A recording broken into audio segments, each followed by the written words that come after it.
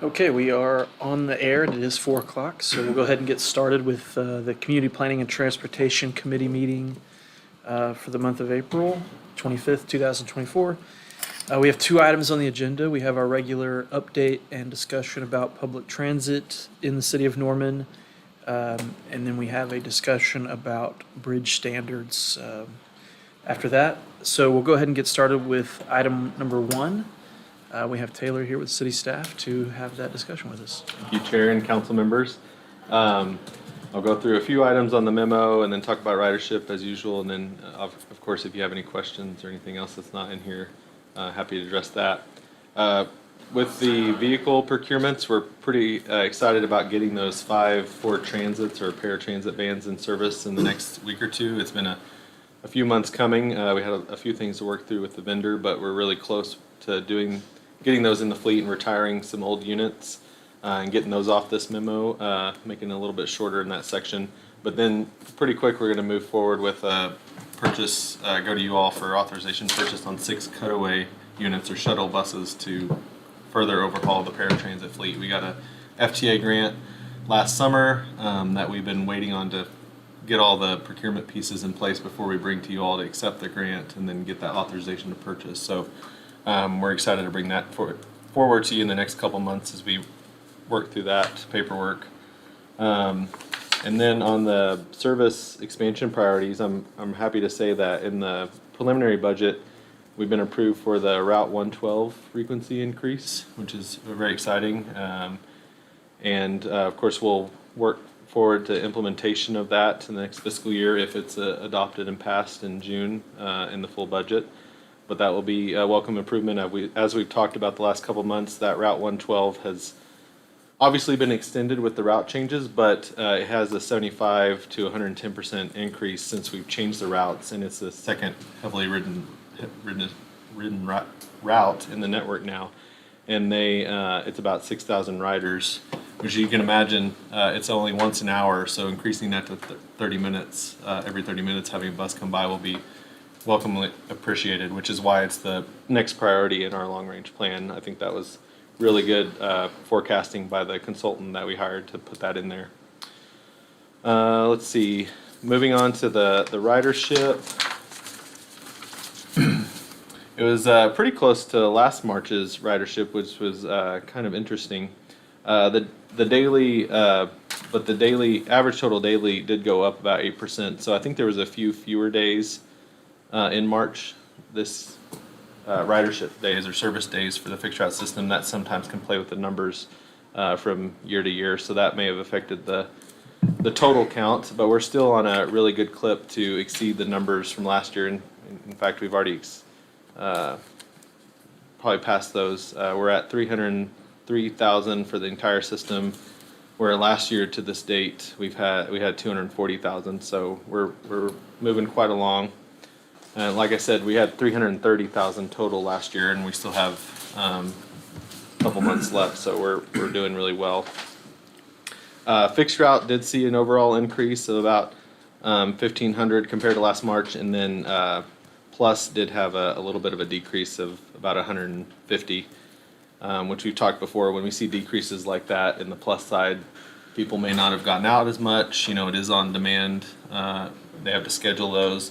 Some people could have moved out of Norman that use that service. It just, again, depends on what that clientele needs. So, ridership per service hour is still really healthy in this for this March for fixed route weekday ridership per service hour is about 18.21, and on weekends or Saturdays it's 14.99, so about 15, and that's again really healthy compared to other systems. So.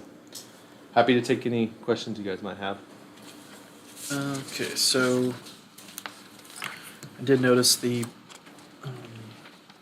on the fixed route, the passengers with wheelchairs and other mobility devices roughly doubled from last March. Is there any particular reason you would identify for that? Yeah, I don't think we've drilled into the data on maybe our stops changing with the routes changing. I think that could have something to do with it, but I've always seen that number again as what people are comfortable with. If they feel like the weather's great, they get out on the fixed route more than they do the plus if they're eligible for that service. But I think it does have something to do with us going to more locations that are easier accessible, with the bus stops and the sidewalks we connect to. So, but Okay. that number can really fluctuate too, just like the plus number sometimes. So, Okay, and the ridership on the bicycles too. That can depend on weather and again if people change jobs or whatever, Sure. what they're comfortable with. So. And then Tuesday night at the council meeting, Dan Munson asked about maintenance costs being budgeted to increase while at the same time we have a lot of new fleet.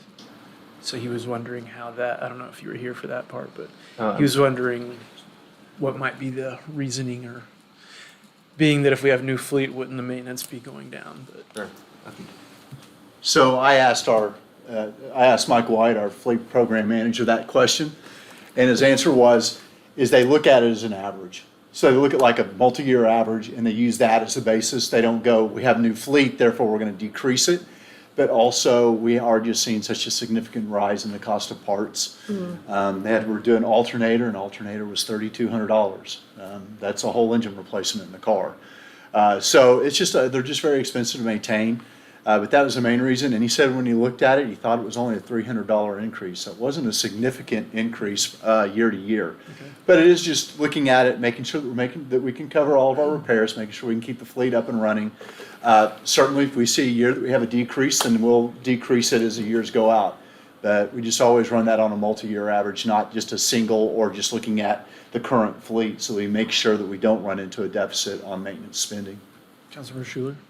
Yeah, just to dig in a little bit on that, like the difference in repairs on the regular kind of gas vehicles to our electric vehicles, like is there a difference there, or like we're bringing on new stuff at the transit center, like are those things into those costs, or is it just the So fleet? I can't answer that directly, but I Okay. can tell you that typically you're not going to have the preventative maintenance repairs on an electric bus. You don't have those more routine engine maintenances or maintenance events, so you're going to see a little bit of reduction there. But I think that when you do see something, it can be More expensive. more expensive because there's not as many of those out there in the fleet, so the parts may not be quite as accessible. But I don't know that we're really seeing, we're including the cost of maintenance, the yard and the landscaping in with the fleet, so we're not really seeing a big increase in that. But certainly we do have some additional costs for janitorial services in that area, but that's not really included in the fleet maintenance, so that's really a complete separate area. Okay. But I think more is just, they're watching, truck tires have gone up, the tires for a bus have gone up, I think he said 75% in 4 years or something. So just Yeah. like everything that we're all seeing in our everyday lives, we're seeing the same effects in our entire fleet service, but especially on the large buses, our EVT, those larger vehicles, we're really seeing increases in just general maintenance. Makes sense. But I will say that we have seen a decrease in maintenance needed on the fleet for transit. So where we started off, we're not seeing as many tickets for repairs because of the newer fleet. So I think we're trending in a good direction, and we're trending in the right direction. But like I said, it's just that safety margin of not wanting to do a big decrease without a few years of data. Yeah, makes sense. Makes sense, yeah, okay. Mr. Munson had also suggested the idea of exploring collecting fare, which we have done before, and I would be interested to know, one of the things you talked about, some of the advantages of not doing it was it made the system more efficient. Like they're not having to wait for somebody to dig through their pockets and get change and all that stuff. So it could make the system maybe perhaps more efficient that way. People just get on, it can go on. And the cost of accounting for and collecting the fare and all that stuff and upgrading the stuff. So it's not something I'm particularly interested in doing. I kind of like to brag about the fact that we're one of the free fare systems in the country. And we're seeing a pretty significant increase in ridership month over month. And so I think the way we're doing it's a pretty good thing, and I think it's an example perhaps for other cities to look at. But it's something I think as the system evolves over time and the city becomes bigger, who knows what changes, and that may be something that is changed in the future. But Right.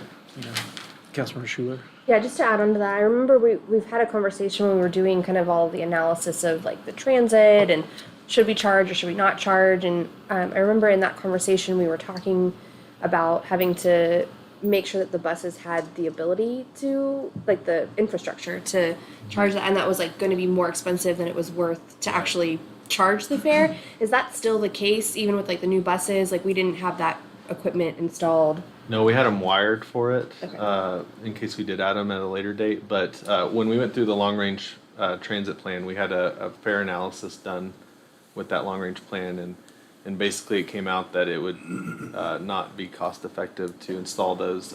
Previously with OU, we only did cash and like these punch cards, if you remember.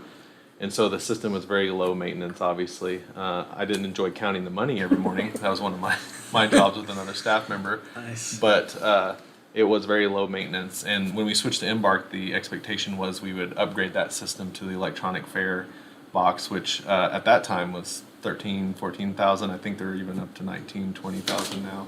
So that cost of putting those in the buses and then hiring someone to take that money, obviously from the fare boxes, and having those policies and procedures in place, having somebody pick it up, take it to the bank, it just all added up. Where in the fare analysis, they recommended that we don't charge fare in the short term and that we could revisit it later. They didn't put a date on it, I don't think. They just said they recommended that we don't charge in the short term. But at any time, we could revisit that, redo that analysis, and take a gander at it. But I suspect it would still be the same, honestly. Do the OKC buses, do they take cash and card? Is that how that works, or what? I believe they take cash and card, but they prefer you to do either the mobile app payment or to buy a card at the transit center that you can just scan at the fare box. So then you're kind of asking, like, people that are riding the bus potentially are low income anyway. Most people have a phone now, but I still see quite a few people that use a flip phone. Right. And I know quite a few elderly folks that do not have a phone and don't use email. And I'm thinking about how we would just not charge them. I'm not sure, but But I think they do take it cash seems like it still. could get complicated. Right. And then you're mixing the cash with digital and Yeah. accounting for that. And then at the transit center, we could obviously have a kiosk there, but we'd probably have to think about having somebody in a space for somebody to has to sit be there staffed to there, yeah. staff that, Okay. to sell tickets to folks. And then I think if I remember, the part of that too was like the lifetime of the equipment and the cost to upgrade it X number of years, Right. and the amount of fare that could be generated in that time wasn't enough to cover. And that's what the fair analysis Replacing really it, looked at, yeah. yeah. Okay. I wasn't really, No. at least in the short term, not willing to Yeah. change the process that we're doing. So, I mean, I think it might be fair in the future to Yeah. revisit when we do kind of another analysis of the system or Yeah. whatever, but. I think it's Um, healthy. Either way, if you're charging a fare, you should do a fare analysis regularly to see if you're Yeah. on market, if it makes sense, either way. Yeah, So- but it wasn't that long ago that we did all of that. Yeah. I mean, I was here, so it I hasn't been think that long. Chair, Yeah. I think should. Well, Yes. when you say the price may have increased to about $19,000, is that a one-time price? Yeah, that's to just put the electronic fare box, buy it, and put it in the bus. Okay, and then maintenance costs, what would that average? And out that was included in the fare analysis too. I don't remember what the maintenance cost would be, but when you started asking your question, I could feel that question coming. So we also talked about, we do the fleet maintenance, and we don't have a robust electronic maintenance person, so we probably would have to hire somebody in the fleet maintenance program to take care of those things, just like Embark OKC does, right? Or hire an outside contractor, because these are very sophisticated machines. And then going back to the benefits, if one of those fare boxes go down, that bus has to go down, right? Because we can't charge a fare on it. So it's just another way for the bus to be down that day or hours, so. More data. I think it may be beneficial to definitely examine this some more, but I understand the upfront cost, may be a little steep, but then over time it may pay for itself in the long run. Well, I think that's what it said, it wouldn't pay for itself Or to be really close. in our fare analysis.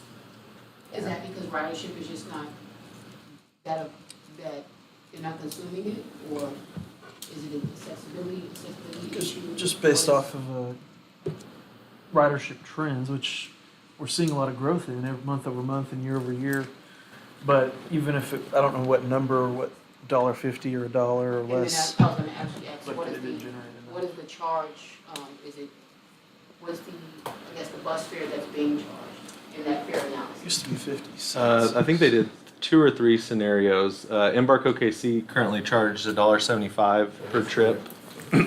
So they looked at that as one of the scenarios. I can't remember the other two, but then you have to look at elasticities of if you start charging a fare, your ridership will decrease by so much percent. That's something they looked at. So there is a trade-off when you increase it by so much. They know how much your ridership probably will decrease. Now, if we went from 0 to whatever, that's kind of a question mark. But OU was charging 75 cents a fare, and obviously they looked at that going up to $1.50 or $1.75. And again, in that analysis, they recommended that it didn't make sense to charge fare in the short term, but we could revisit it at a later date. So anytime we're interested in revisiting it, we can certainly do that. And as far as collection of payments, is there no one on the Embark staff that could service the machines and release the cash at the end of shift or the end of route, for the day? Yeah, I'd have to dig into what Embark OKC does at the end of their shift. Lamar, do you know some more about that, the process? On the fleet department, they have certain personnel that have keys to the fare box. Right. They'll go out and code the box, open it up, and withdraw the money from there. There's only a couple people that have authority to do that. That's what we normally do. Fare box, same thing. Right. We have one technician that would pretty much service all the fare box machines. So if one go down, we should have available access to other ones. So you won't have to take a bus out of service. You just change the fare box, the intake of it out. But that's about it. So it's just a process that we probe it every night, plug it up to the machine, it calculates, we pull the money out, we put it back in service. And then do you have a service that comes back by in the morning or something to take the money to the bank? Obviously, like a Brinks or. I'm not for sure with that. That would be something to discuss with Dennis Fry in the maintenance department once they pull the money out. I do know we have a vendor come back, third-party vendor come back and collect money, but I'm not for sure from where. Right. Because we Sure. have 3 different locations in the Oklahoma City location. Okay. So, And when it comes to, I know that we have a punch card system or that was previously used or still used. Previously. Is OKC using any type of monthly cards, weekly Yes. cards that can be loaded? yes, we have 30-day passes, 7-day passes, and day passes, along with the one-trip passes. And that creates more efficiency as you get on the cards. It's put in and Right. it spits out and you keep going. And then if you have it on your cell phone, you just tap your cell phone and Right. scan it and keep going. So it's not much of a clog on the system where you can run efficiently. Yes. Ideally. Good deal. Yes, very much ideal in that case. Thank you. Yes, thanks, Sharon. And on that note, too, of budget, in finance last week, it was mentioned by Anthony that the public transit is not needing a general fund subsidy in the proposed budget, so Yeah. the federal funding, the grants, the voter-approved transit tax are thankfully covering the costs. I think that's really nice to have that. And especially since we've added the microtransit and that we're looking at expanding the currency of the time on West Lindsay, which I'm all for. I mean, I'd like to get to where all of the routes are 30-minute and 7 days a week and late night, and maybe one day we'll have a 24/7 transit system in Norman. I don't know, but Yeah, I know that was one of our goals when we first started out, that hopefully we could relieve the general fund someday, and Yeah. it looks promising for the 5th year of operation that we're about there, or are there, so. yeah, and it means there's room there to me if there is a need for additional stuff that council wants in the future or that staff requests, that there's room, if the general fund's in good health, to have some kind of, to contribute funding from the general fund to transit when it's right now entirely being self-supporting, and if it wasn't, it would still be mostly self-supporting. So, okay, any comments or questions from council? Okay. Well, thank you very much, Taylor. I appreciate your staff and the work you guys do.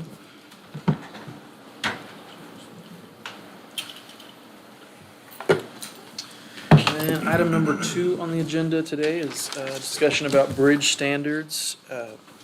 Mainly that we now have the voter-approved bridge maintenance bond program, and we'll be doing a lot of bridge work in the city of Norman. Some of them are getting underway, I think, this year and several years out.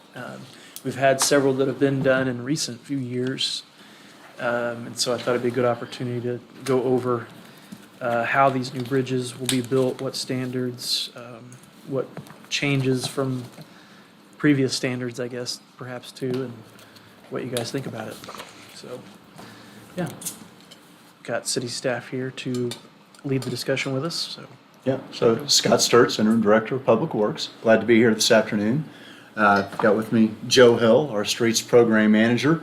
The Bridge Program falls under our Streets Department in Public Works. Always happy to talk about our bridges. We're going to kind of take you on a quick summary, and then I will kind of talk about the standards and how we handle that. I'm going to let Joe kind of start us off here. All right. I also want to recognize Brandon Brooks in the back. He's our capital projects engineer, that staple in getting the most recent bridge bond put together, and then also our capital program that we run. So just a quick agenda here on what we're going to do. Press down or right? Yeah, that's that one. So kind of the foundation of our program is going to be the Federal Highway Administration's National Bridge Inspection Standards. That is originally published in 1971. It is the uniform coordination for bridges both on the federal highway system and off the federal highway system on any public roadway, essentially. This just establishes the procedures, the qualifications, standardized reporting and documentation. A little note here, 1971, when that was first published, you will probably note that in many of our conversations over the last 2 years, there are plenty of bridges out there that were built well before that time frame. So it's just something to take note of as we go forward. That this is a major step in the right direction. This information changes the information that we utilize for bridge inspection and programming is a moving target constantly. So, pretty much most of the interstate highway system was built before 1971, right? Yeah, Isn't it amazing? A large portion of it. And of course, a lot of those All the bridges. bridges. If you drive up and down I-35, it seems like they're replacing 2 a year. It seems Yeah. like they're replacing the same ones now, but it just feels that way. That's amazing that we, as a country, built a national interstate highway system crossing all, at least contiguous 48 states, and thousands of bridges, and there was no coordinated inspection program. I think that reactivity has been kind of a historic thing. Yeah. You know, but we're a lot more proactive now. And as we go through this, I think you'll see that the way we've set things up and the way we work towards our goals with our bridges, you'll be very happy to know that we're in a lot better shape than a lot of others in our industry. So to talk about the foundation where everything starts is going to be our inspection process. So ODOT implements and manages the NBIS inventory within the state of Oklahoma, and all reporting goes to them through them. Our inspection consultants that we select on a biennial basis are first vetted by the state, and then we receive a pre-selected pool of consultants to perform inspections. We will select from that pool through our own interview process. Every 2 years, our current inspector is going to be Consor Engineering, and they were selected for our upcoming cycle. Inspections are completed on biennial basis every 2 years. We do have some bridges that are on a more rapid cycle of 1 year, so we have some upcoming inspections that'll take place May and October, I believe, of this coming year as well. And then at the end of that biennial cycle, at the end of every inspection cycle, we will receive updated reports that look like this right here. I think you've heard us say many times in the past, this is a very data-rich program. The first sheet on your left here is kind of the data gathering formula page. So plug in ranking numbers as established through this NBIS program. And then your second page is going to be your more detailed line items that maybe got red flagged, whether it be some loss of riprap or some deck patching that needs to take place, or some scour, undercut on the bridge, whatever the case may be. That second page is a very good reference. Another thing to highlight on the first page, up at the top right, you see the letters ND for non-deficient.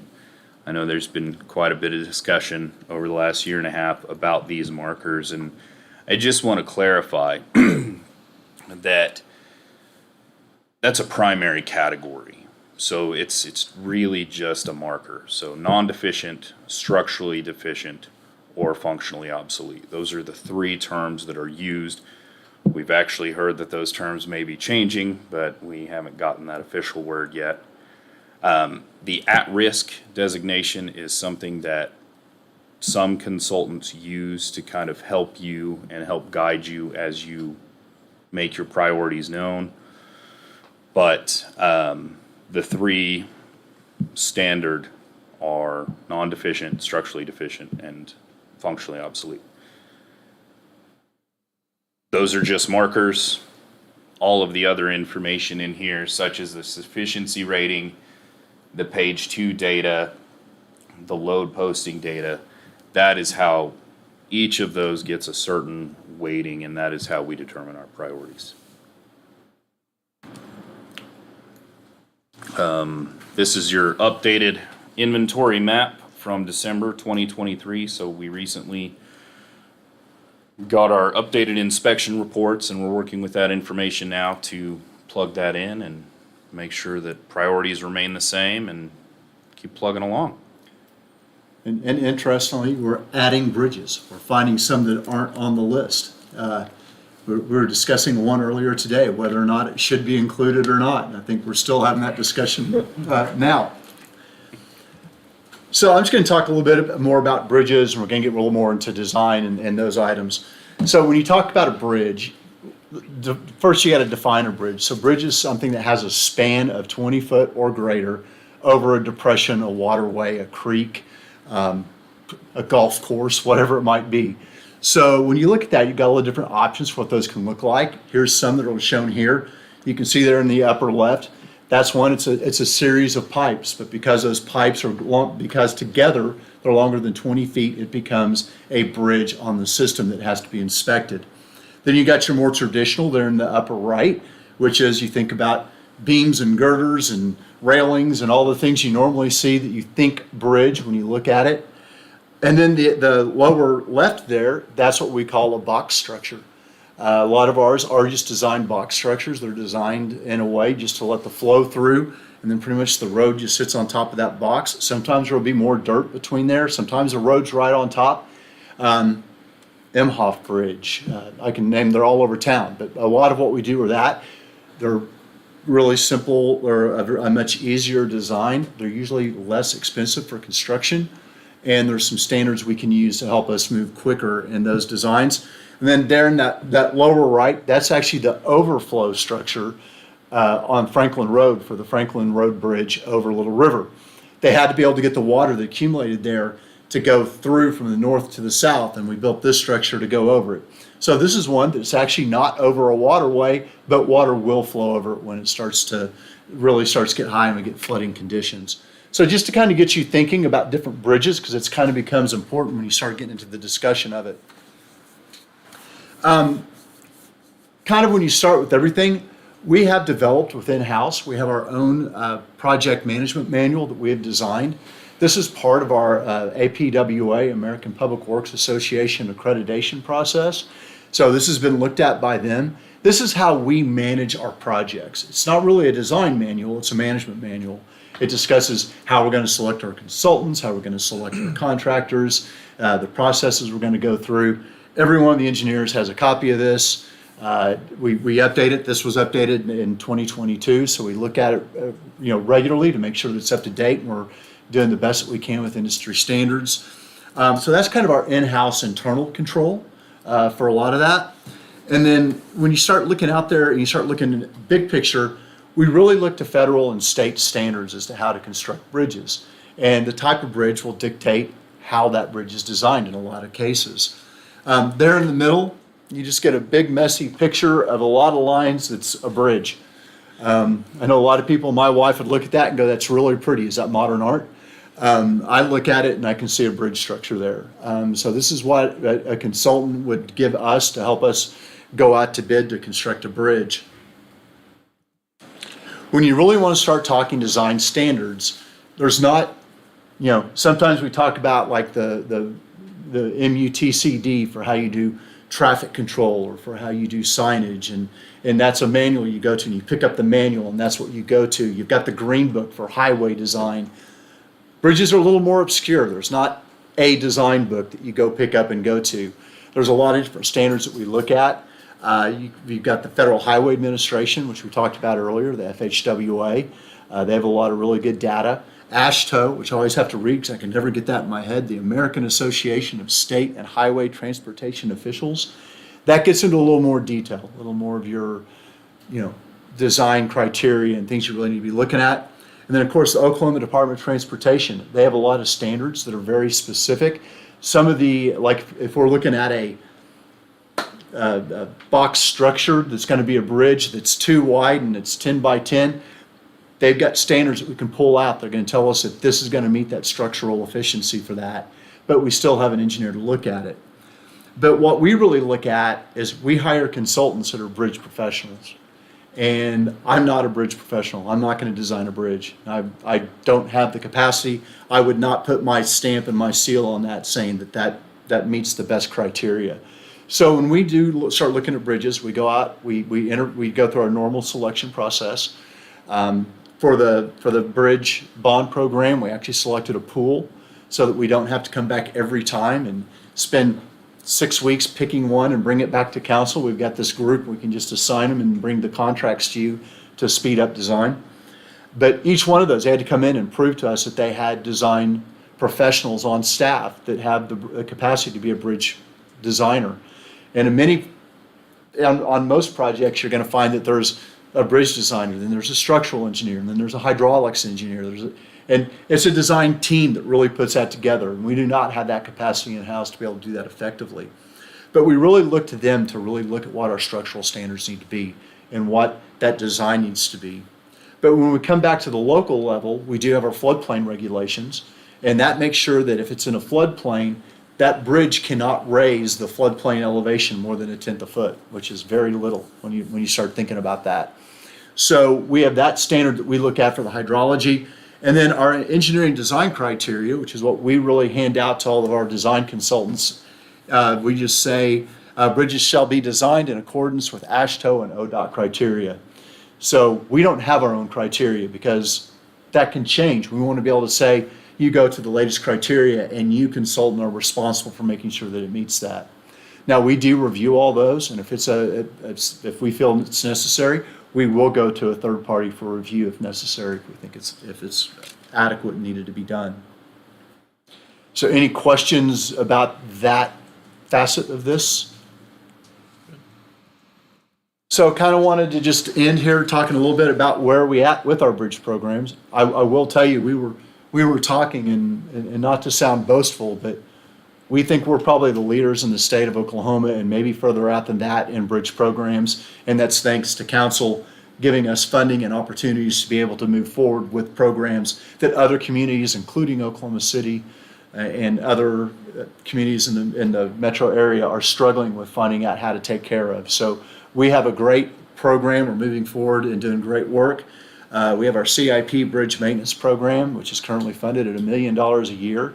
I know that there's a lot of concern with the bridge maintenance program. Why do we need to do that? With this money, we're going in there and we're hitting those bridges before they become so serious that it does become a major issue or that it has to have a major repair. A lot of times what we're doing is we're taking care of the scour, where the soils and the riprap are not effective at the end, so it's causing other problems. We come back in, we place new soils, put new riprap down. We've been successful in taking bridges that were deemed structurally deficient, and with this $1 million money, raise those levels to where it's no longer structurally deficient. So we've actually removed bridges from that program just by doing this. So that's part of the reason, just because a bridge is structurally deficient, it's not in the bond program, because we've looked at it and we can handle it through a different program. So we had to juggle these programs together. Our goal is to touch every bridge in the next 5 years. And we're on task for that. We're gonna hit that, and then we'll be able to start looking at the program and what do we need to do, how do we need to shift at that point. But that's really where we're going for right now. And then we have our Bridge by Bridge program, which is our $50 million bridge program, bond program. Also grateful to the voters of Norman for giving us that. Great program, something that we've really needed for a long time. Bridge funding is very difficult to find. I've been looking for it for 12 years.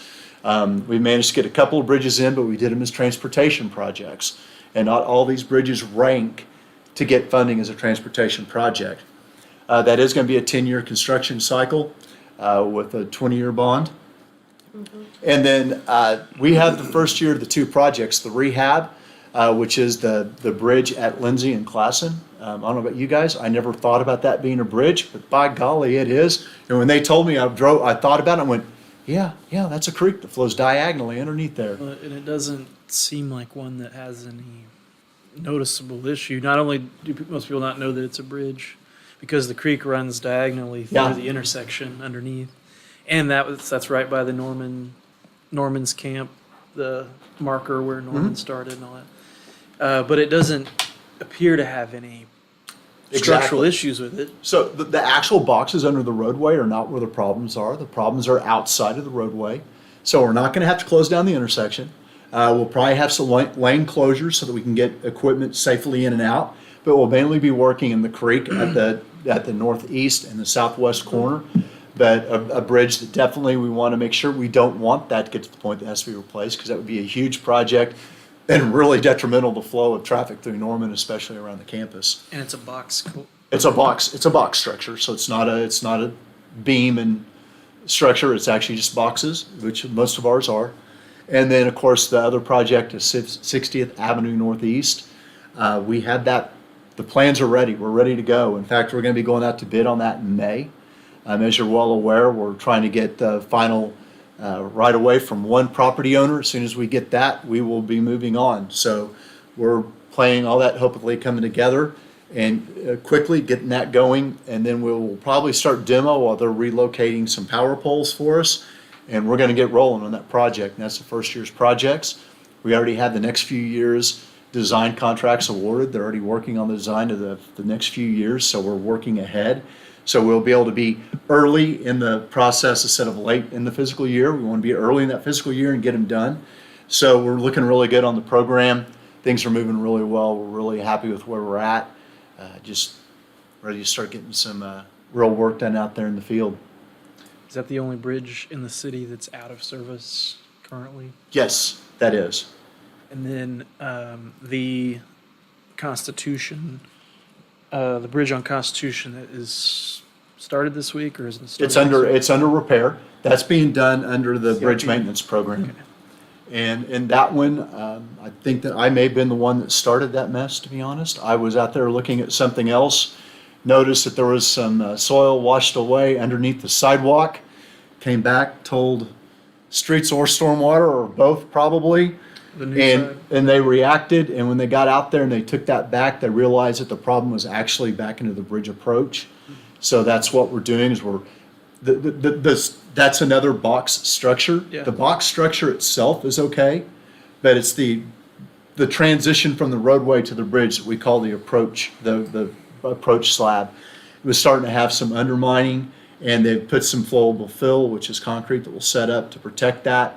They're repairing the dirt work underneath, and they'll pour back the bridge slab, the approach slab on that. So that's one that is underway, and one that we kind of like, you start peeling back, you find a little more. Yeah. But that one's a good one to get fixed. We coordinated with the university for timing. We waited till after they had the alumni. I had questions about that. You couldn't wait till school got out. I was like, Well, I don't know if the contractors are like, okay, we'll wait 3 more weeks. but then we had the Corn Ferry tournament. We had to be Yeah. ready for the Corn Ferry tournament, and things just fell in place where, with working with Jimmy Austin and the university, this was our best time frame to get in there. There's no ideal time. There's no to good do time. There's no good time to construction. close a road ever. But No, they're gonna complain whether, yeah. whatever. I did recall that both those bridges on Constitution were relatively not that old, 20 years if that, or whatever.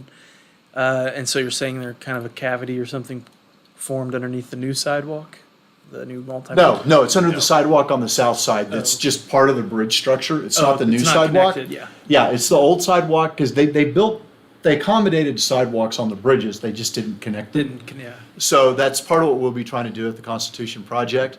But it was just when I looked at it, I could just see a small washout, but as we got in, it happens, and once water creates a pathway, it can just grow. But we'll be repairing that, and it won't be an issue in the future.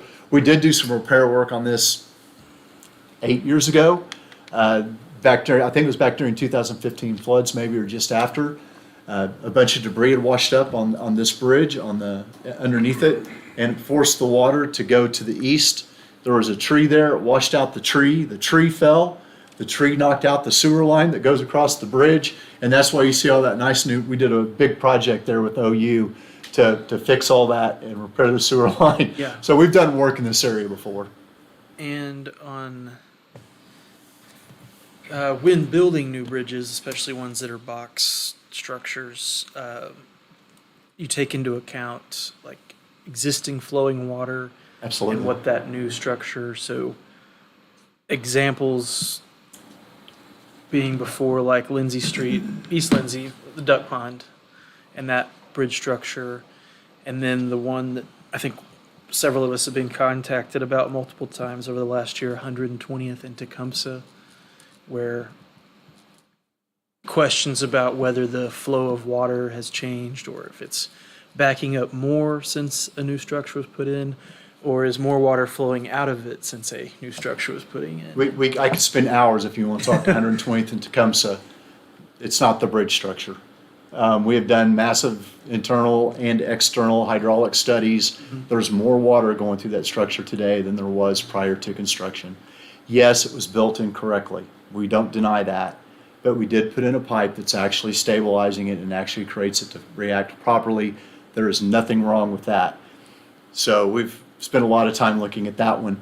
But what we're finding is a lot of times, especially those old county bridges, is when we go out there, and right now it's two 48-inch pipes thrown underneath the road. Right. And when we do the calculations to make it flow properly and make sure that all that water goes under the road instead of across the top, we're coming in and putting in triple 6x10 boxes. So, because when we rebuild these, we're not going to build them until the water flows over the top anymore. The water's going to go underneath like it should and not impact the traveling public. So You don't want it to back up. we don't want it to back up or flow over the top. Right. Flow over the top to us is the worst because we don't want Over to the get in a top of the situation. bridge, right. Yeah, a lot of, especially in the rural sections, the water flows over the top. Lindsay Street at Imhoff Creek used to do that. It would flow over the top. Well, we built a giant arch structure there, and water does not go over the top anymore. But we're finding that a lot of times as we redesign these bridge structures, because we're accounting for the hydraulics and the hydrology in the area, we're having to build larger structures to make sure that they function properly, don't impact adjacent property owners, and don't impact the roadway itself. Okay. I've been wondering about that because of the box structures versus the span. And with the span, it's just the natural channel, and then with the box, you've got a concrete flat surface and how that all works. And we like both. I think they both just have different applications in different Yeah. places. It's like anything, you got to pick the right, a roundabout works great at one intersection, but not at another. So bridge structures are the same in that respect. Like I said, a box structure is generally a less expensive structure and a little quicker design time. And so if we can use those in a lot of places, we do. But there are places where, especially along the Little River, they just aren't adequate because of the amount of flow and the way that the creek is incised and the. Are there some bridges where they were a span, and when they're replaced, they are box? They could be, yes. Were there ever some where you take the box out and put a span in instead? Okay. Yeah, well, I mean, is Porter a span bridge right now? Porter is an old concrete arch. Okay, so Porter, which is a future project in the bond, it was a concrete arch, so it was kind of a hybrid of the two. We're gonna go back in with the span bridge, but to make that to where, because that gets about 2 to 3 foot deep in a major flood for about a quarter of a mile. That's the one, North Porter. North the Hollywood Porter, Corners? yeah, just south of Hollywood Corner. We're gonna go in there, we're going to elevate the entire roadway, and it's gonna be a 1,500-foot long bridge structure now. So if the water flows underneath there, we don't impact the roadway, and it's safe, and the hydraulics are taken care of. So, and the hydrology. So there's just, we make whatever changes are necessary to make it accurate and make it work correctly. Okay. Any comments or questions from either of you about it? Okay. Well, I appreciate the presentation and the update and the information about that. I'm looking forward to seeing all these projects get done, and excited that you anticipate that we'll be able to touch every bridge potentially in 5 years. That's pretty ambitious, and considering how many we have, as we talked about in the program, abnormally a high number for a city. I mean, not for a land area this size, but For a city. population our size, to have such a large area to maintain, and that many of them were built before that area was even in the city limits. And many of them built before there were, some of the vehicles we have now and the big trucks and all that stuff. So, okay, well, thank you so much. I appreciate it. Next month, we will be getting an update on the RTA from our representatives. I think Governor Henry will be here as well to talk about that. I don't know if we're going to need to make any decisions about buying property, but that will be on the agenda for next month's CPTC for anybody interested in the regional transit discussion. So if anything further, okay, this meeting is adjourned. Thank you. Thank you. You guys are never gonna